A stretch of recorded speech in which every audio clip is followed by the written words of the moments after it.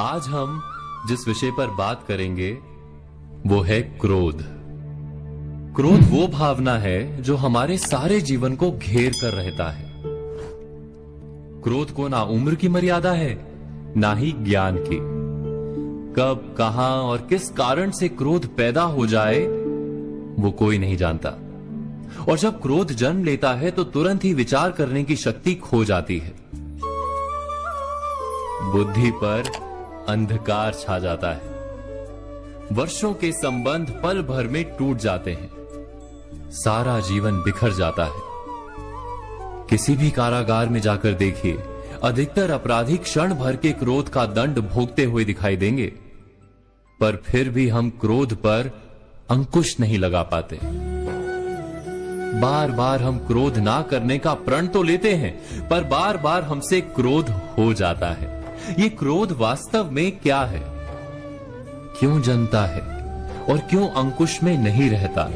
उदाहरण के लिए आप एक बालक को देखिए। उसे किसी वस्तु की इच्छा होती है और उस समय अगर उसे वो नहीं मिलती या कोई उसे भयभीत करता है तो वो प्रतिक्रिया देता है। बालक की प्रतिक्रिया क्रोध है, क्योंकि बालक निर्बल है, निसहाय है। बालक अपनों से बड़ों को अपने वजूद का एहसास, अपने अस्तित्व की प्रतीति करवाने का प्रयास करता है क्रोध के माध्यम से। बड़े होने पर भी हम क्या ऐसा ही नहीं करते? क्या क्रोध हमारे भीतर बैठे बालक का प्रतिभाव नहीं? अर्थात क्या क्रोध वास्तव में केवल बालक जैसे व्यवहार का नाम नहीं? जब अहंकार को घाव होता है, जब भय लगता है, जब कोई वस्तु हमें प्राप्त नहीं होती, तब हमें क्रोध आता है। ठीक किसी बालक की भांति। हम जानते हैं कि आईने के सामने खड़े होकर मुंह बनाने का खेल बालकों को शोभा देता है, बड़ों को शोभा नहीं देता। फिर भी हम बालक की भांति क्रोध करना बंद नहीं करते। हम अनुभव से जानते हैं, दूसरों को देखकर बता सकते हैं कि क्रोध से कभी कुछ प्राप्त नहीं होता। सम्मान हो, संपत्ति हो, प्रेम हो या सुरक्षा हो, क्रोध से नहीं मिलता। मिलता है तो प्रयासों से, कार्य करने से, बुद्धिपूर्वक विचार करने से। मनुष्य मात्र अपनी आदतों के अनुसार ही जीता रहता है।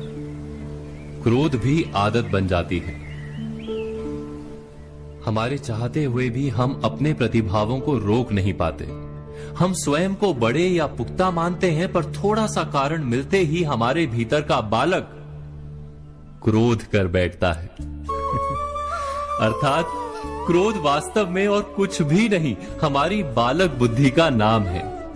जैसे ही हम इतना स्मरण में रखें कि हम बालक नहीं, बालक जैसा व्यवहार हमें शोभा नहीं देता, वैसे ही क्रोध स्वयं ही बंद हो जाता है। क्या ये सत्य नहीं? इस पर विचार मनन अवश्य कीजिएगा।